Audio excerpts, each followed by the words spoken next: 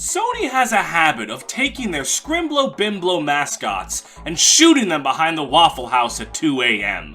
Sly Cooper and the Thieves Raccoonus? Dead. Jack and Daxter? Dead. Ty the Tasmanian Tiger? Not actually Sony, but still their fault somehow.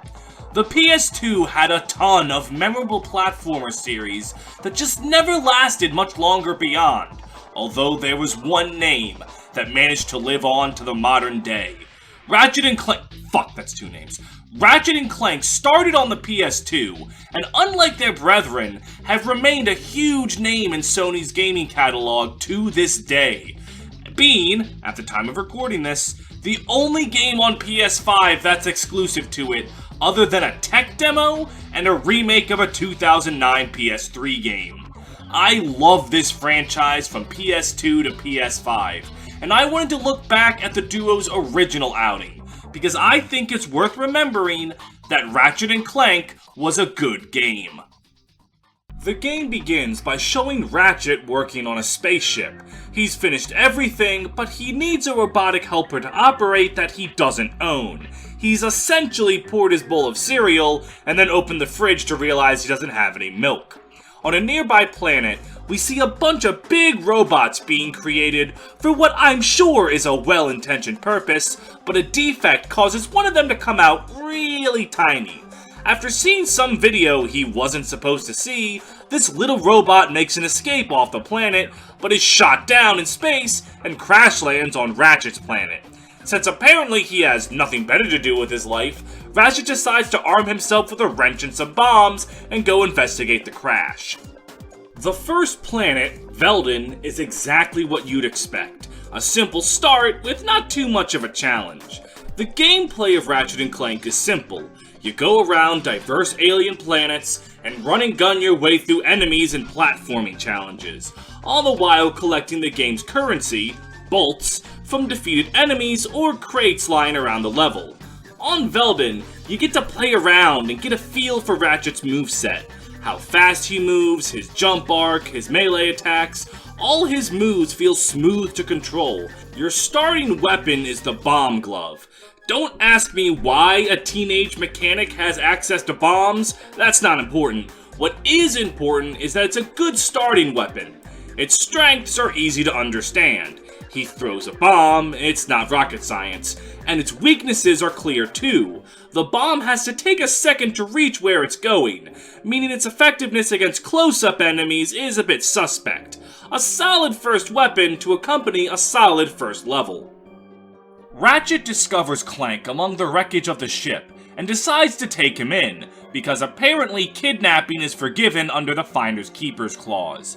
Clank explains that he's looking for a superhero named Captain Quark, as the galaxy is in grave danger. Clank has a video showing a man named Supreme Executive Chairman Drek, which, first of all, that name is hilarious, and he's explaining to a planet that his home has become too polluted to sustain life. So he's gonna rip off a chunk of their planet and create a kinda Frankenstein planet for his people to live on. This will cause the planet he took from to spin out of control and get completely destroyed, but that's a sacrifice he's willing to make. This scene also shows a bit of the humor you can expect from this game, with this little bit at the end of the video. Cut! And if you don't like it, you can take your whiny, sniveling, snot-nosed populations, form a line behind me, and kiss my... We're still on? Well, turn it off, you idiot! After this, Ratchet and Clank come to a deal. Clank will be the robot operating buddy for Ratchet's ship, and Ratchet will help Clank find Quark. And thus, a partnership destined to sell millions is born. The vibes are in shambles after a grand total of 20 seconds, as Ratchet and Clank are shot down and land on the game's first proper level, Novalis. The way your average Ratchet and Clank planet is designed is, from your spawn point, there are about 1 to 3 straight lines you go down, wherein you might find some platforming challenges, or maybe a more combat-focused route, and at the end of them you'll either get the item you need to go to the next planet, a gadget to help you progress on those planets, or maybe an optional weapon or item to make the game a little easier. Ratchet and Clank games tend to be very linear affairs, which isn't bad at all because the level designs are very tight. it also isn't completely devoid of exploration, as observant players can keep an eye out for secret jumps or walls that look submissive and bombable to find secret goodies. The formula is very simple, but also very effective. Novalis' new gun is the Pyrocitor. It's a flamethrower. Flamethrowers are kinda like pizza. Some are better made than others, but it's hard to have a genuinely bad one. The Pyrocitor is a good choice for close-range combat. The free movement while firing makes it great for when Ratchet is swarmed by a bunch of close-range goons. The first path in Novalis is through some enemy robots. They can easily be taken out with a bomb glove, or even just your wrench, and at the end, you meet the planet's ambassador. He thinks that Ratchet works for Drek and is going to attack him, and offers him a bot that contains coordinates to a new planet as a bribe. Clank tries to clear the misunderstanding, but Ratchet wants to at least see the bribe first, which I think is pretty funny. It's a commercial for a robot parts store that Quark stars in, and seeing as that's as good a lead as any, they decide it's worth asking the store if they've seen Quark. The planet's ambassador gives them a ship for saving him, and now we could leave, but we have more straight lines to go down. The next path is mostly for platforming. You have some very simple jumps to make across some moving platforms, and gaps only a fucking idiot would fall down, and at the end you see a man who would go on to become one of the franchise's most prevalent characters. Blast it! Look, plumber's crack. What did you just say? I said, look, the plumber's back. All right, wise guy. Would you believe me if I said he was actually a multiverse traveling super plumber? And his debut is a shot of his ass, go figure. An infobot you can buy off of him shows two dudes, a pro hoverboarder and his agent, getting gunned down and in need of some help, which are coordinates to another planet. The final path is an optional one showing off swimming, and your reward is a gold bolt. What do gold bolts do? Dick all until 2/3 of the game, so for now, all you need to know is we're collecting them because they're shiny. So now, our options are either to go to planet Kerwan and talk to a nerd who might potentially know kinda sort of where Quark is, or go to planet Iridia, where two men are gunned down and in desperate need of help and salvation. Kerwan is a solid planet. The main path has robot dogs, gunmen, helicopters, and mine-based enemies that pose a bit more of a threat than what we've seen so far. This is also where the game debuts TNT crates that explode after a few seconds when they're touched. What a really cool idea. I can't believe Ratchet and Clank was the first one to come up with that. The path to Al's RoboShack is mostly uneventful, and from there, Al reveals he knows nothing about where Quark is, but he does sell a helipack upgrade for Clank. This gives Ratchet 3 new moves: a high jump, a long jump, and a glide. And this makes platforming and puzzle solving much more engaging. You can use them to jump from a high place onto a decoration on top of Al's RoboShack, giving you a skill point. What do skill points do? Dick all until you beat the game, so for now, all you need to know is we're collecting them because we want to be near some robot crotch. From there, you continue through a train segment, where you send men falling into the abyss of midday traffic and nab an infobot with coordinates to a planet Drek is currently deforesting. On the level's second path, a robotic Quark says that we can go through an obstacle course in order to win a free swing shot. The obstacle course is nothing too crazy, just some timed moving platforms and some wall jumping, and at the end, we meet Helga. Helga's a woman who made a mistake and accidentally put the cunt in her personality instead of her crotch, and she's making us pay money for the reward we were supposed to get for free because she doesn't like how we platformed, saying we disgraced the obstacle course. And how did I do that? Was it when I long jumped off the top of one of the obstacle courses into a gold bolt area and then rode a taxi back home? Was that a disgrace? I think that was fair game. Like, imagine if you won a prize puzzle in Wheel of Fortune, and Pat Sajak went, "I don't like how you pronounce Nevada as Nevada," and made you pay for the car. Anyways, once you fork over the bolts, you get the swing shot. It's a grappling hook. You zoom across gaps, and like every other grappling hook, it instantly makes the game better just because it's there, and it would go on to become one of the staple gadgets in the franchise. After that, we're off to Iridia to save those two dudes, and it's here that we buy the blaster. My summary of the blaster is pew pew pew pew pew pew pew pew pew pew pew pew pew. The first path we're going down is all about using the new swing shot, swinging over huge gaps and conveyor belts in order to nab ourselves a new gadget, the Trespasser. These open locked doors by a quick little puzzle where you have to move rings so lasers go into the right holes without blocking each other. They're simple little brain teasers. Afterwards, we do some more platforming and battling through a construction area until we manage to reach Skid's agent. He wants us to come back with a trophy from a hoverboarding competition, so he's actually useless for now. Man, you crash land on an alien planet once and your agent drops you instantly. Sports stars have it rough. Skid's section of the level is a very simple objective. Skid's injured his ankle, so he wants Ratchet to clear out a bunch of sand sharks. These little gibbles are a perfect showcase to the perks of the Pyrocitor. This is basically a playground for burninating the entire peasant hillside. Once they're wiped out, you get a hoverboard. And that's it for this planet. You don't unlock the ability to go to any new planets, you just get a bunch of shit to help on other planets. And as we go to the next planet, I want to say it's time for Ratchet and Clank to show off their more creative weapons. So far we've had bombs, a flamethrower, and a space blaster. Fun weapons, sure, but in a series known for its creative guns, they are kind of run-of-the-mill. The next two we get are much more creative.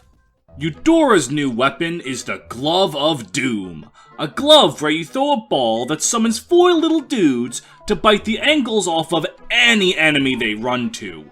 These fuckers do pretty good damage, and though their AI can make them just not move sometimes, they're still a very fun and very effective weapon. Eudora also gives you a whole section of the level just to get a new weapon. It's mostly just combat scenarios against giant lumberjacks, and your reward is the Suck Cannon. This weapon is neat. It's basically Kirby on your arm. You use it to suck up smaller enemies, and then use them as ammo against bigger enemies. It's not perfect, as you can't always guarantee small dudes are around to suck, but it's still a cool weapon that's definitely worth using. These two weapons show what Ratchet and Clank would eventually excel at. Goofy-ass weapons that you can't find in many other platformers. The required path on Eudora is blocked off by a Trespasser door, which is why we had to stop by Iridia before coming here, and it's all about swing-shotting and platforming. We've reached the point where the game no longer lets you have a floor, and the punishment for failure is death. Thankfully, it's really not that hard at all. The fear of death is a bigger obstacle than the actual risk, and we get to confront Drek's lieutenant, who immediately runs away for some damn reason. I'll admit, I never understood what they were going for there, and we get an infobot showing a recruiting advertisement for the Blargian Research Center, headed by the big Blargian himself, Supreme Executive Chairman Drek, and it's pretty funny. And we here at BTS are seeking motivated individuals to fill positions in these exciting careers. Grind boot tester, warhead assembly technician, mutant animal husbandry, robot repairman, suck cannon test dummy, and administrative assistant. So call BTS. Build our weapons while you build your future. I'm calling BTS today. And we're off to that research center. The new weapon here is the Taunter. Its gimmick is that it's bad. It does what it intends to, draws enemies to you, but doing that is almost never actually useful. There are 2 planets in the entire game where it's useful to draw enemies into laser force fields, but other than those 2 specific parts of 2 specific planets, the Taunter's just taking up space. The research station has 3 paths. The first sends you through laser fields, mutant frogs, platforming through toxic gas, the normal things you would find in a Tesla research lab. It ends with a boss fight against a giant mutant alien thing. And for the first boss fight, it's alright.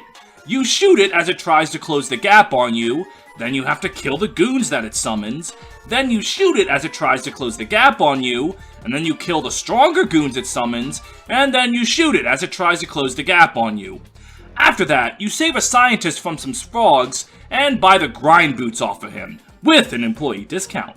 Grinding is exactly what you think, going on rails and jumping around. It's fun, and like the swing shot, would go on to become a staple mechanic in the series, because Insomniac looked at Sonic Adventure 2 and went, we gotta do some of that. The second path is a Clank-only segment, and these are typically not very good. See, Ratchet & Clank is a fast-paced, run-and-gun action series, and Clank slows that gameplay down to a halt. There's the obvious bit that Clank moves very slow, but his gameplay gimmick involves searching out these little dudes to either kill enemies that Clank can't, or go into holes to progress. It's not all that fun, and it really does just kill the pacing.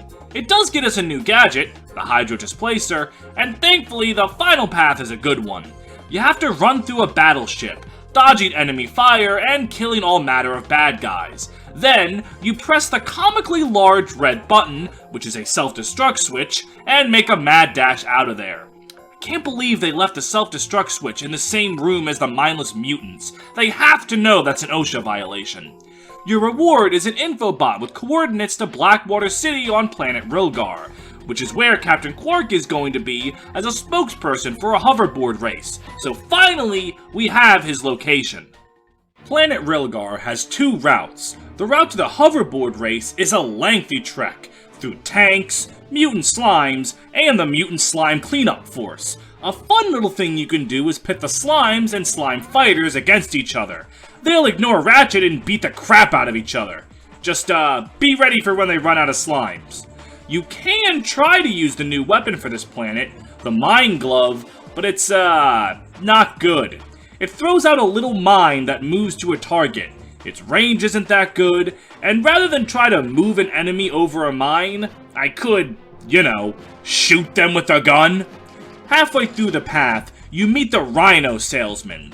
The Rhino, standing for Rip Ya a New One, is the most powerful gun in the game, and it's for sale this early on, though the black market is selling it for more money than all the other guns combined. I could be mad, but at the end of the day, the guy's a businessman. Nothing wrong with making an honest living selling illegal firearms. After some cave fighting and a trek through laser fields, which the Taunter can't be used on because why would they design an area for that weapon to be useful, you reach the hoverboard race.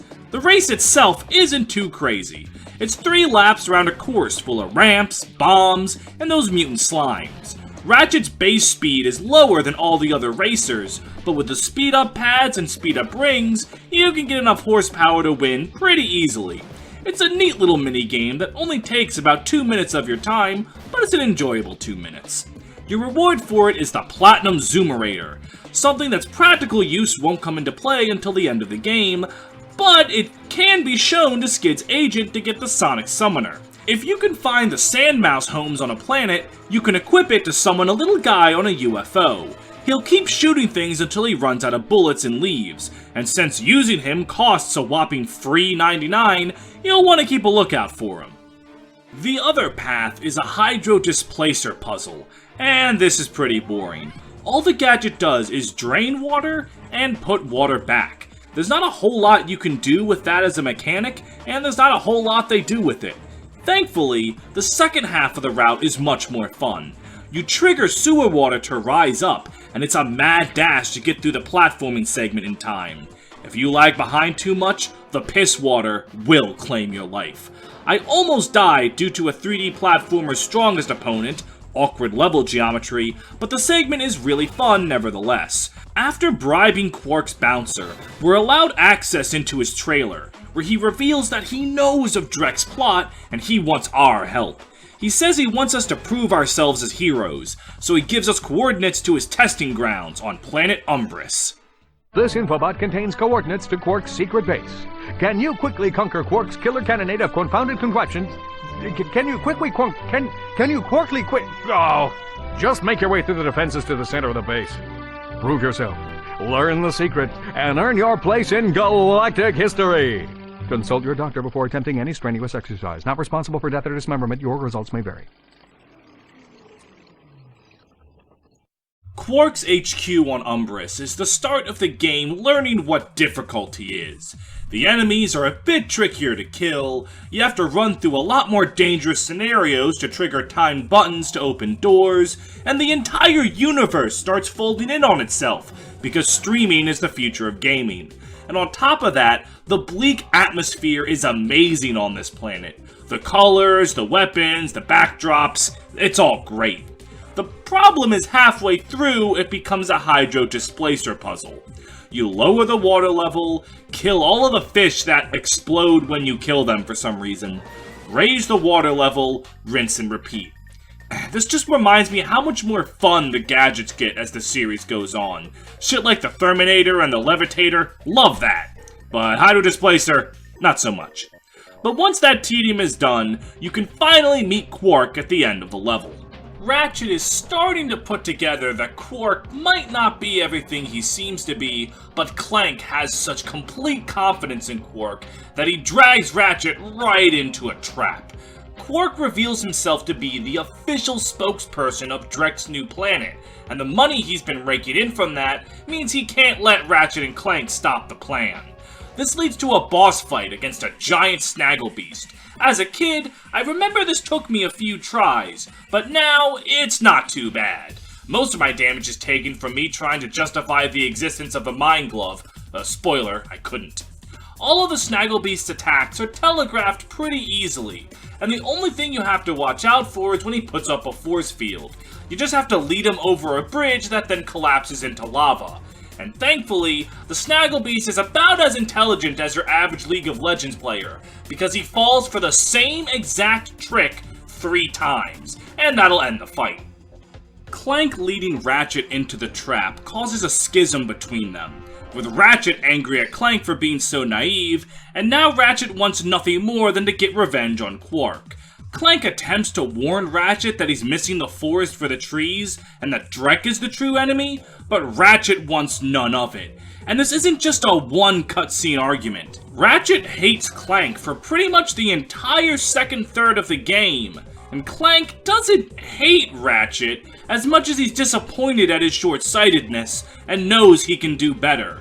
The story bit here may be predictable, like obviously Ratchet is gonna learn his lesson and mature into a real hero, but solid writing combined with good voice acting makes this character arc pretty good. It helps flesh out Ratchet as a character in a genre that isn't typically known for its fleshed out narratives.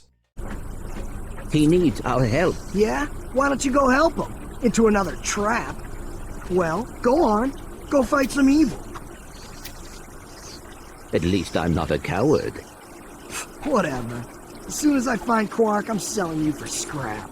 The next plan of Battaglia is where things really kick into gear, as the enemies here are proper soldiers and fucking tanks.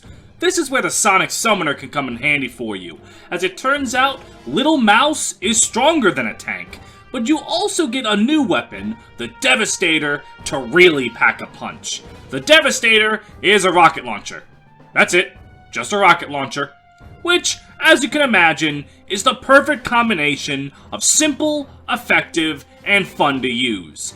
Just don't try to hit fire it point blank at an enemy when you only have 1 health point left, miss because obviously that's what's going to happen, and then die when he was literally the last enemy before the end of the level.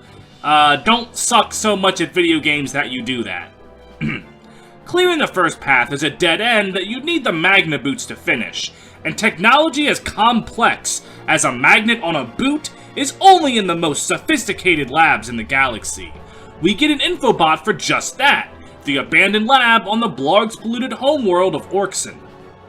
The other path in Battaglia is a grind rail section. It's fast and fun as you jump across gaps and whack away bombs. You can even get a skill point if you manage to clear it without taking a single point of damage. And, not to brag, but I got that skill point, and that makes me a better person than you. You can buy an infobot from a young soldier who only wanted to fund his college tuition and doesn't actually care about the war. He's like an American in Vietnam, except he's actually fighting on the right side. This infobot has coordinates to Gaspar, a lava planet. This gives us 2 options. We can go to Orkson, which has a riveting Clank segment, or a gas bar, which is infinitely more enjoyable on the account that it's just a regular level. Well, we might as well get the bad out of the way first. Orkson, as established in the beginning of the game, is a polluted hellhole. Ratchet can't breathe on the planet, so Clank has to go in solo. The Clank segment is just a longer version of the Clank segment from the previous part of the game. It's slow, the gameplay isn't very fun, and the puzzles don't even really exist. It's just, wait on this switch. Woo, how riveting. Like the Hydro Displacer segments, all I can do when I play these is think about how much more fun Clank gets in later games. Those time puzzles in A Crack in Time, chef's kiss. But the monotony gets us two new goodies. The Magnum Boots, which I talked about a few seconds ago, and an info bot for an island resort in Pokitaru. The island resort can't be completed until we obtain the pilot's helmet and gas bar, so we need to go to a smoldering hot lava base in order to grab a cool hat. But before that, we've gotten our hands on the Magnet Boots, so we can infiltrate Battalia via the strangest ventilation shaft I've ever seen designed. Magnet Boot sections are kind of a miss. Ratchet can only walk along the path and swing his wrench. No guns and no jumping. Combined with the weird pathways these sections have and the wonky camera, you can just walk off the edge way too easily, and these bits aren't that good. Later games have anti-gravity boots that allow for cool maneuverability, but with actually fun gunplay. Taking back the fort is as easy as blowing up two heavily armored tanks single-handedly, which is actually pretty easy. From there, we go up to a recently repaired turret and get a cute callback line. Hey, I know you two. Look, the plumber's back. Very funny. I vividly remember that this turret section fucked me up as a kid. You have to shoot at 4 ships in the sky, while making sure to shoot down missiles as they get fired at you. You can use the radar on the bottom right to see them coming. As a kid, I was too damn impatient, and just fired at the ships, completely ignoring the missiles and dying. Thankfully, I've grown out of that as an adult, and can easily clear this. Your reward for saving an entire planet is a metal detector. And no, we're not using it to solve DL6. Remember, currency in this universe are metal bolts. The metal detector can fish out these bolts from underground, so while it's completely optional, it's very helpful in making money, and I'm a greedy bastard. Speaking of, it's time to head to a very important planet.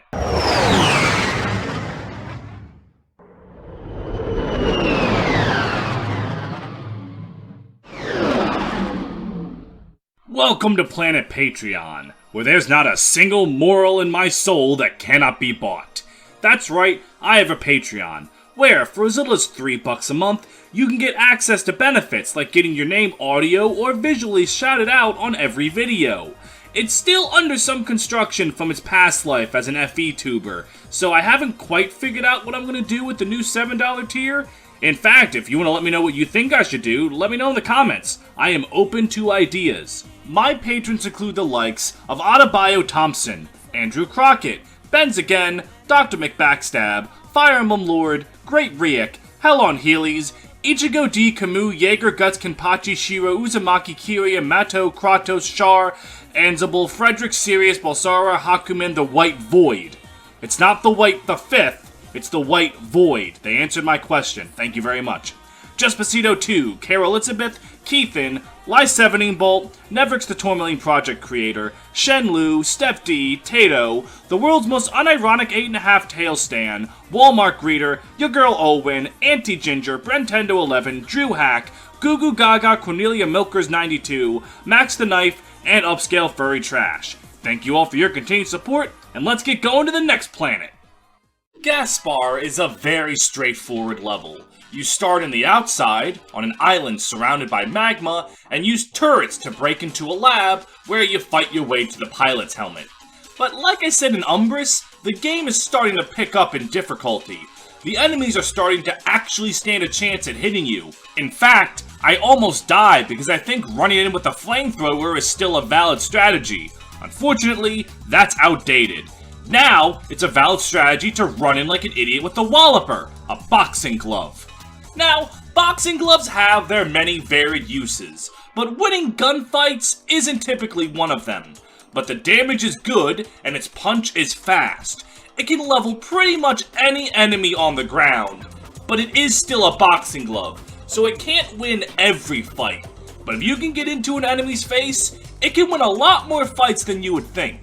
After fighting your way into the base, you have to fight a ton of gunners, who both use cover to protect themselves, or are in a huge open space where you're a sitting duck. You can snipe them in the open room safely from a distance though, because in a pinch, a rocket launcher can be a sniper rifle.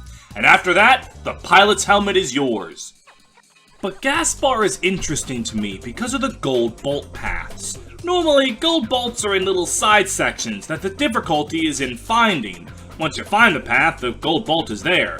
But in Gaspar, one is behind a lengthy underground fighting section. You jump into a hole in the ground and are fighting off gunners and little robot dogs, and you're surrounded by volcano lava pillars.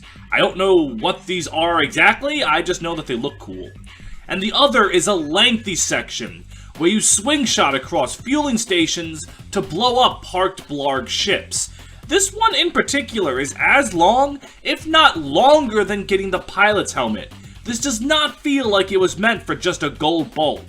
It makes me think that maybe Gaspar was originally going to have multiple paths. One for the helmet, and then one for a cut gadget, or maybe an optional weapon that was later removed or just changed to be buyable. My source is that it came to me in a dream though, so at the end of the day, this is just something that I found worth mentioning. Pokitaru is an island locale with a simple quest. Escort the resort's owner to the end of the resort.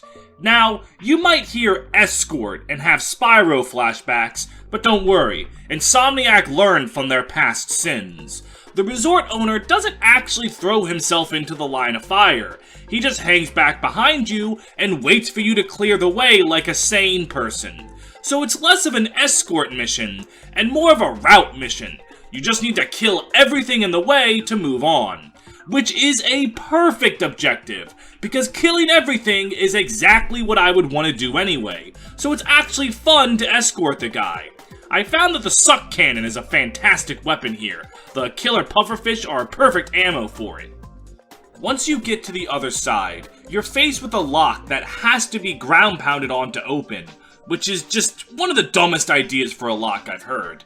And Ratchet is no Mario. He needs to unlock the ability to ground pound by buying a thruster pack from the nearby robot shop. It's done by Al's older brother, and since Big Al comes back in later games, like Up Your Arsenal and Deadlocked, but his older brother doesn't, I can only assume that means this man died tragically. The ground pound doesn't actually do anything other than hit these buttons, so it's not really a fun addition to the moveset. Not fun also describes the fighter jet segment. You're just going around shooting the objective while crates of health are being parachuted to you. Man, another really original set piece by Ratchet and Clank. It's not bad, but it's not good. It's over quickly enough though, and it gets us the O2 mask, letting us breathe underwater and go on Orkson as Ratchet. But before we can do that, we have to go through the picturesque sewers of the resort for the second path, filled with some cool trespasser puzzles.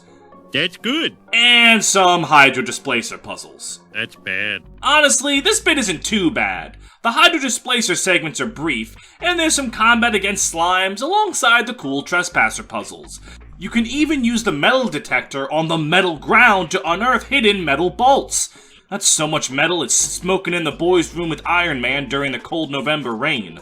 The end of the path has that scientist from Nebula G34. He's trying to get raritanium, an element that Pokitaru was once known for, but he can't find anything due to the Blarg pollution.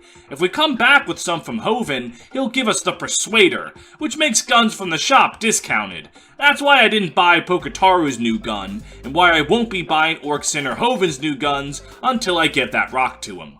Now that we can go to Orkson as Ratchet, we have two paths to follow once we come to a fork in the road. The gimmick here is that the aliens are all bulky and hard to dodge, but a lot of them are asleep, so if you kill the alien designed to alert them, they'll stay asleep. Of course, I still kill them all in cold blood anyway, because none shall be spared from my wrath, but peace was an option.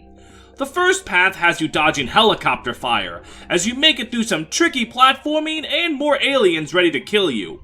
It's a fun little bit that continues to ramp up the difficulty. Your reward is a soda machine that gives you a sprite that gives you the ability to take an extra hit point. And for 30,000 bolts, you can get McDonald's Sprite that gives you 3 more hit points. I buy the first one, but the second one is kind of excessive. It's a bit too pricey for the reward just being more health. I could simply not get hit. You know, I don't need it. The required path has you chasing an infobot through a fuck ton of aliens, including some swing shot and magnaboot segments. This is the only other planet where the Taunter is useful, by the way. So wave goodbye to the Taunter, because this is the last time I will ever use it. Again, this is just a tricky segment with some good platforming and some good action. I am dying a bit here, but it's not because it's unfair. I'm just playing like I can fuck around, and the game is making me find out. The infobot is for planet Hoven. See, there's a planet that's occupying the ideal orbit for where Drek wants his new planet, so he's just gonna blow it up with a missile that's currently on Hoven. And with that, it's time for the platformer classic, the ice level. But not before some nice characterization from Ratchet. Now this guy's gonna blow up an entire planet? That's just mean. That's what I've been telling you. Look, I'm still gunning for Quark. If we end up taking out Drek too, hey, fine. What? You do care. Don't push it, pal. Hoven has 3 paths, 2 optional and 1 required. The first optional path has you touch time switches like on Umbrus, except instead of dodging gunfire, you're dealing with ice physics. But just like Umbrus, you have to dodge the universe shattering around you, because streaming is the future of gaming. After dealing with instant kill water I just walk into like a fucking clown, and the platforming classic of timed running across stressingly narrow gaps, you get the raritanium we need for Poketaru from a local driller. The driller doesn't even ask for any money. You do him a favor and restart his drill and he just gives it to you. A nice dude in this galaxy. That's the real raritanium here. The other optional path is through a hydro displacer segment. It isn't even about moving water between areas this time. You just load the exact same room with water until you can reach the top of the cave.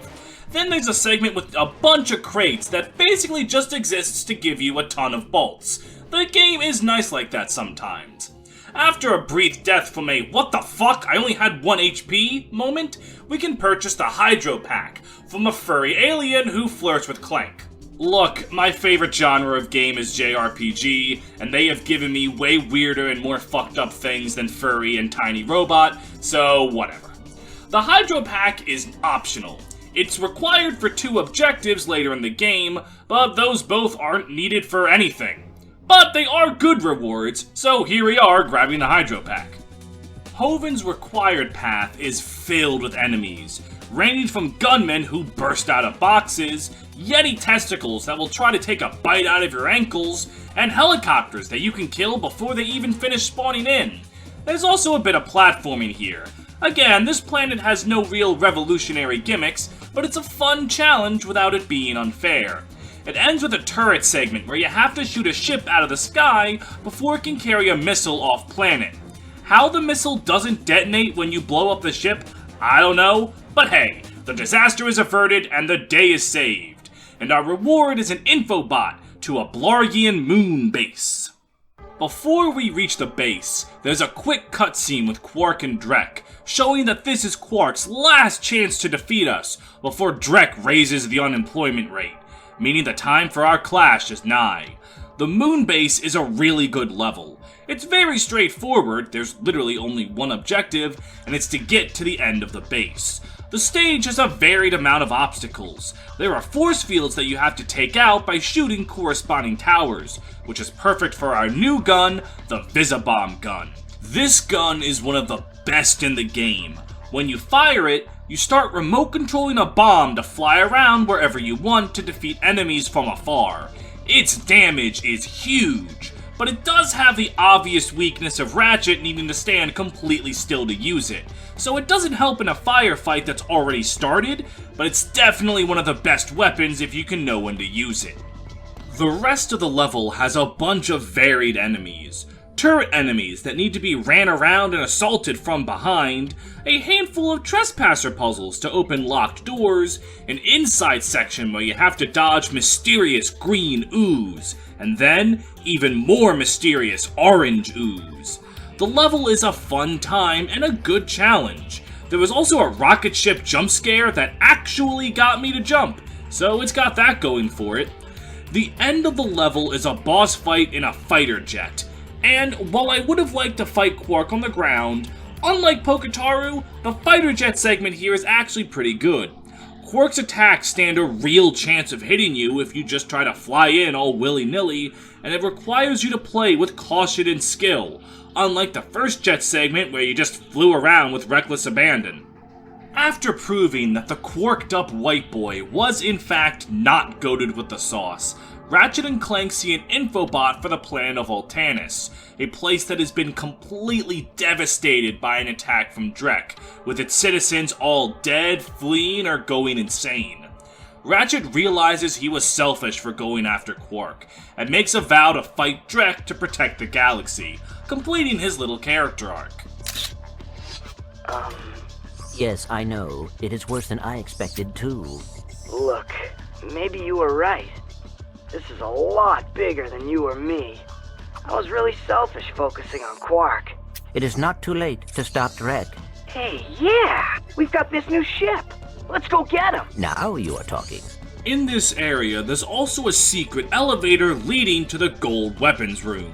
Here, you can trade your gold bolts for the ability to purchase golden weapons, upgraded versions of your old weapons that either do more damage, have a better area of effect, or both. But they are really expensive, way more than you would logically have on hand. Though you can purchase them here, I think they're meant to purchase later, so put a cap in that for now and remember it for later. Ultanis is the next planet, and it's constantly under heavy lightning storms, and poor Clank seems to be a lightning rod, so he needs to stay in the ship. That means for this level, Ratchet is flying solo, so no long jump or gliding to help you not be shitty at platforming. The main path has you go through some tricky battle areas, with bomber jets and lightning enemies, because apparently the storm just wasn't shocking enough. These enemies come in a high number and can easily overwhelm you, but you can hit them before they get in position to shoot, so it can be a fun dash to wallop them all before they spawn. And if you don't kill them all in time, life is hell! It ends with a fun little grind rail segment, where you're grinding away from those lightning enemies to get to a shop where you can buy an infobot to Clank's birth planet. I'm sure he has so many touching memories of life there. You and me, babe, living for dreams, life and for love, drinking for free, sitting on top of an old robot, sharing and carrying it out. The first optional path is kind of a stealth section, where you have to avoid spotlights or else you'll get filled with more bullet holes than the average Baltimore citizen. It's not too tricky at all, at least not in comparison to the main path, and your reward through all of the stealth and swing shot sections is the Morph Array, a laser that turns enemies into chickens. This is a silly weapon that's just there because chickens are funny. It's not good because its range is small and the Walloper is just better, but the Walloper doesn't turn people into chickens. The other optional path is all about ice physics. Ratchet slipping and sliding through the ice without Clank to bail you out, so it's some tricky maneuvering. The end here is Quark, who has been demoted from world-famous superhero to lowest of the low Gadgetron employee.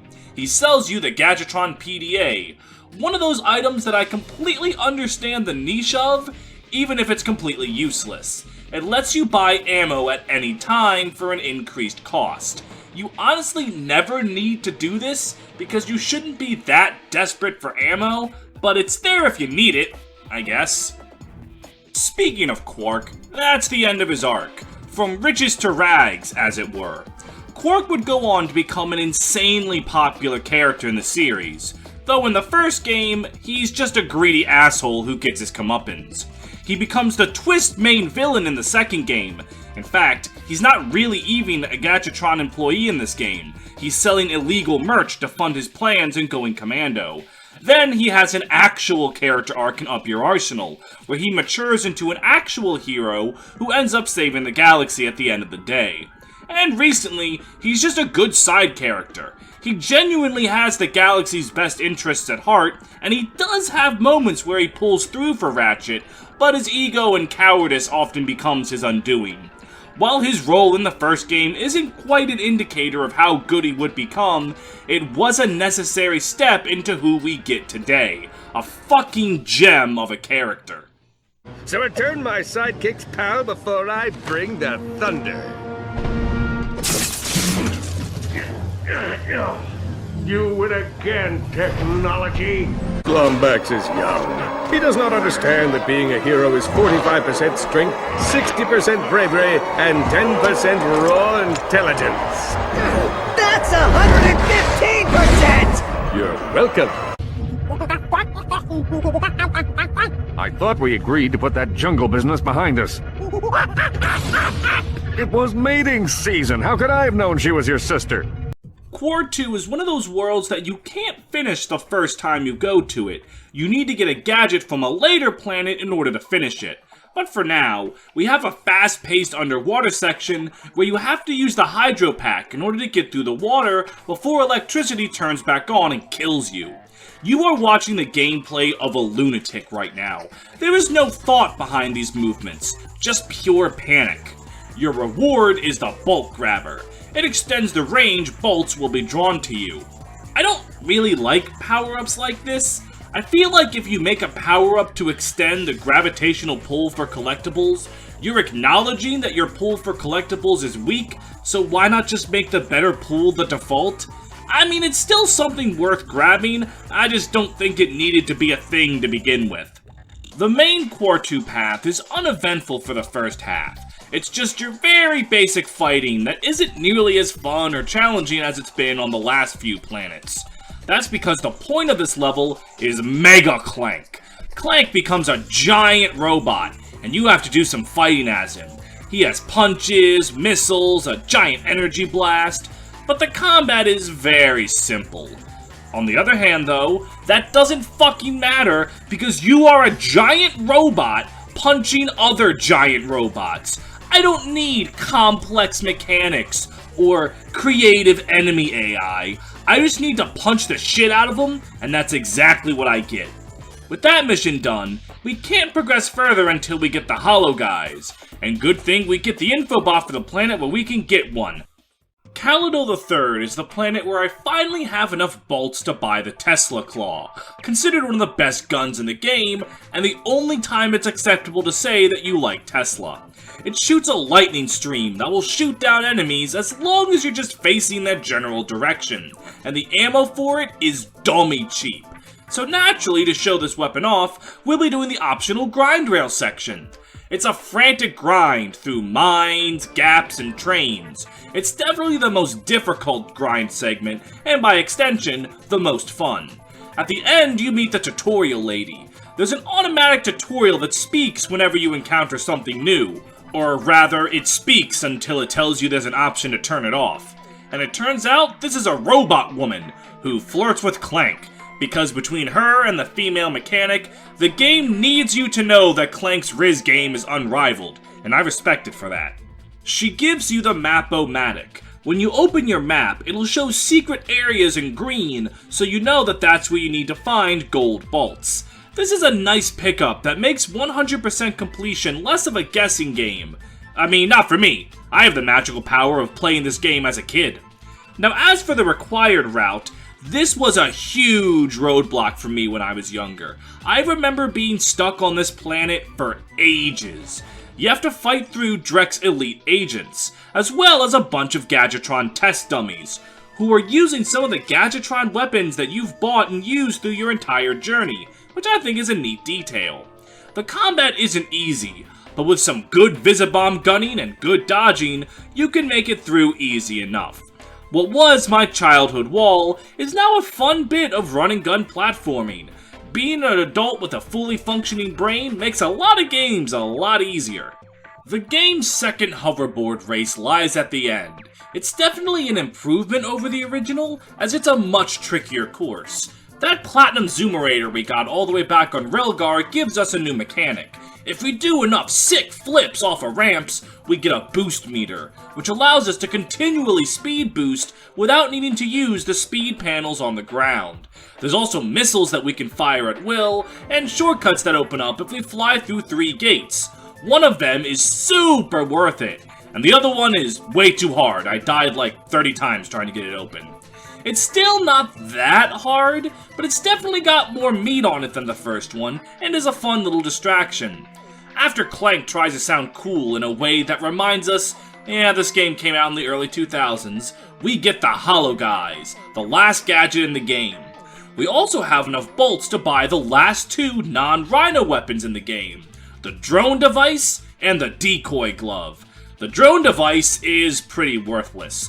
It's supposed to be a defensive option that blocks damage, but it doesn't. So it just becomes a close-range defense option that's just flat out worse than the Pyrociter and the Walloper. And the decoy glove does what it's supposed to, shoot out a decoy that enemies attack, but like the mine glove, you're better off just trying to shoot your enemy than trying to do something funny with it.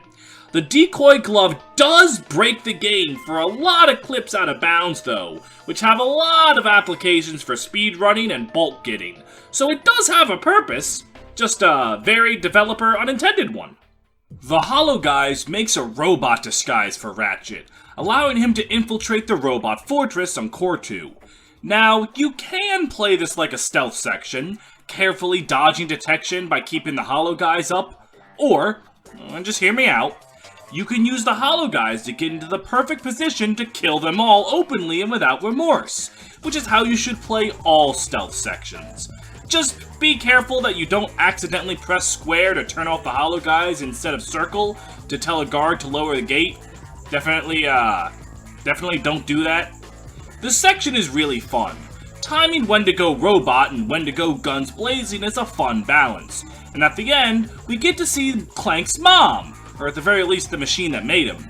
I think this scene implies that the reason Clank was born was because Drek's own robot maker conspired against him, and she gives her son a gift, an infobot showing the final step of Drek's plan. He's going to blow up Veldin, Ratchet's home planet, because it occupies the ideal orbit for his new world. This makes Ratchet's blood boil, and he makes the plan to board Drek's flagship to figure out where on the planet he set off that laser. The scene ends with a moment between Clank and his mom that actually made me teary-eyed as a kid, and still makes me teary-eyed today. I'm just a sucker for sappy shit like this. I will try to make you proud, Mom.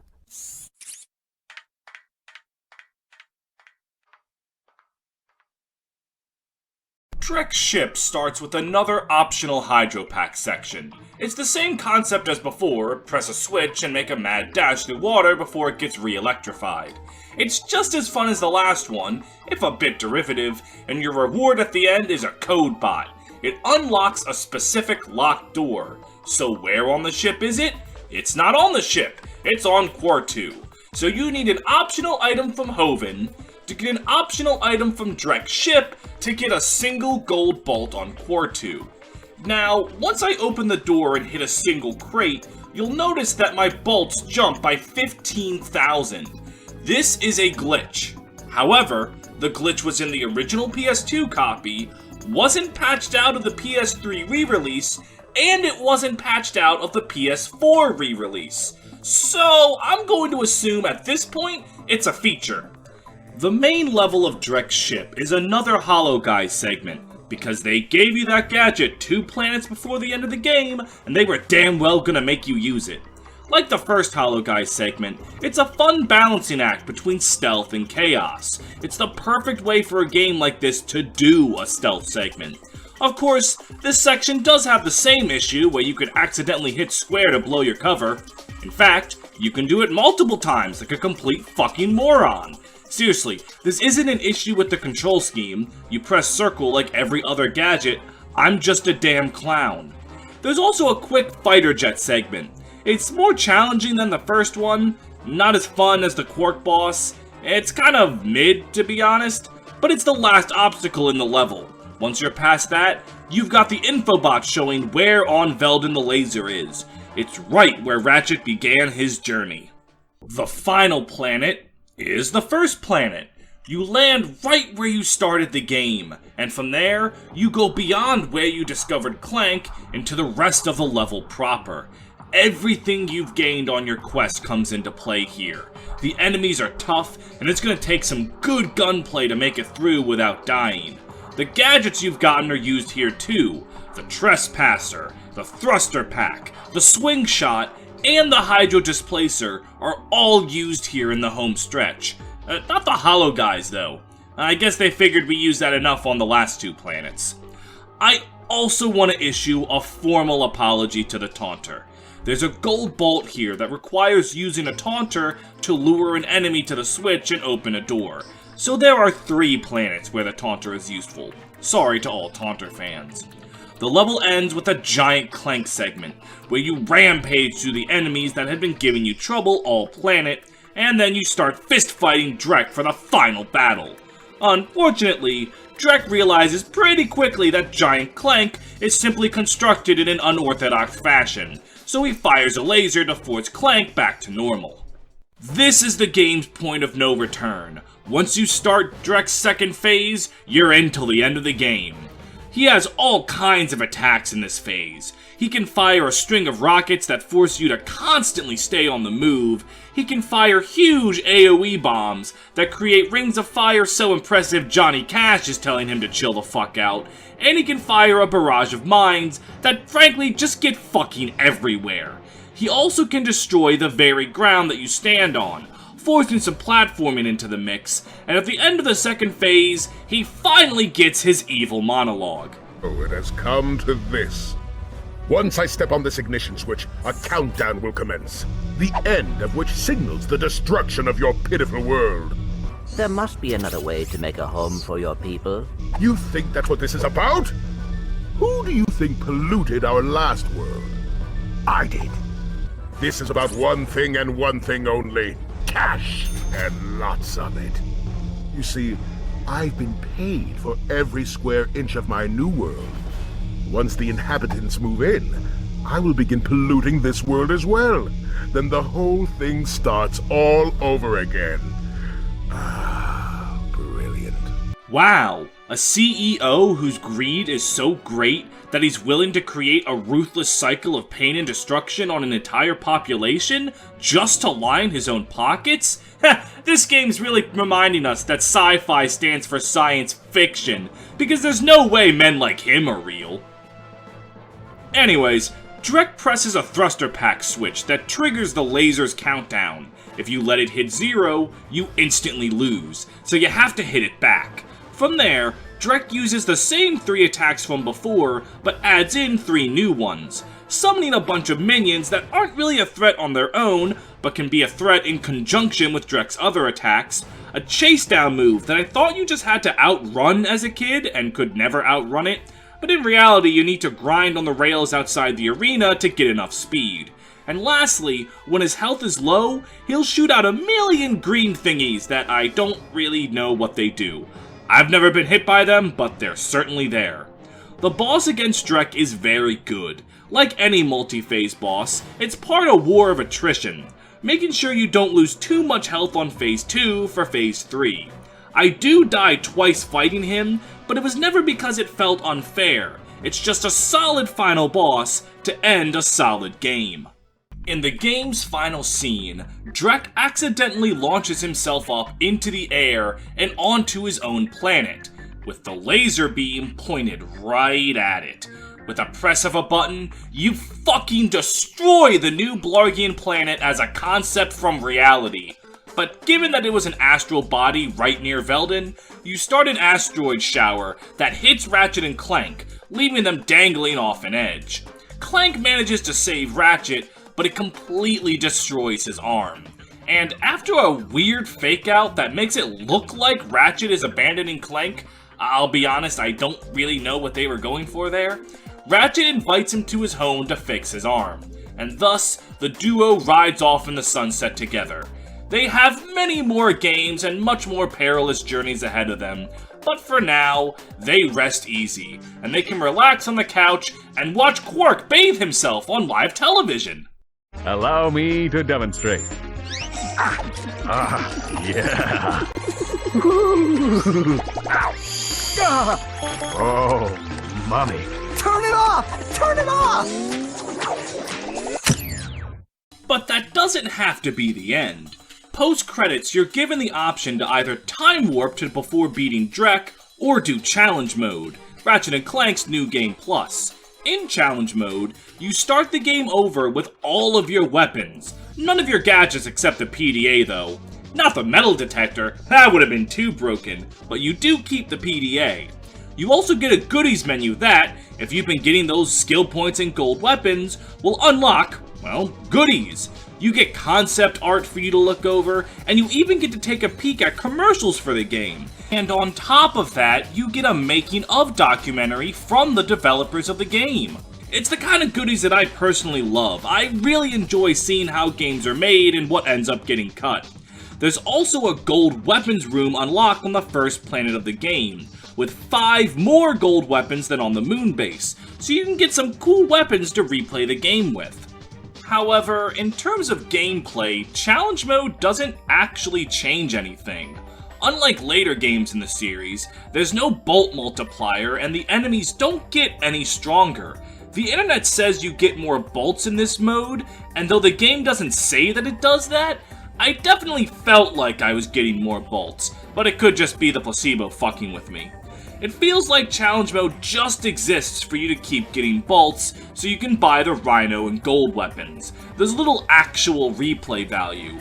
The goodies are cool, but they are just a slog and time consuming to get, so Challenge Mode has no real reason other than if you just wanted to play the game again. It's definitely cool that it's here, but it definitely gets improved on in later games. And that's kind of the theme of the original Ratchet & Clank. Every single thing in this game gets improved on. The story and humor in this game gets vastly outclassed. I haven't played Going Commando in years, but I can distinctly remember every joke from Thugs for Less because they were that funny. The weapons and planets get more creative too, with plasma whips, spider glove bots, lava guns, and even summoning Sony's mascots. The games get nutty. And the mini-games get better too. Fighter jet segments are vastly improved on from Going Commando on, and other mini-games are just more diverse. And the craziest thing about all of that, despite how outclassed it is, Ratchet & Clank on the PS2 is still one of the best run-and-gun 3D platformers on the market. The guns are still super creative and mostly fun to use. The level design is still solid, with a good amount of diverse planets and challenge. It isn't a ball buster like other action games, it's more of a testicle tickler. Some sections might get the better of you, but they usually don't require too many retries before you get the hang of it. Ratchet & Clank's faults mostly boil down to how much better Insomniac got at making the games. Every Ratchet & Clank builds on the last one and gets better. Some series, like Metroid for example, have first games that are just not worth looking back on even if you love the franchise. But Ratchet & Clank still holds up incredibly well, and is still worth playing even if you own Rift Apart.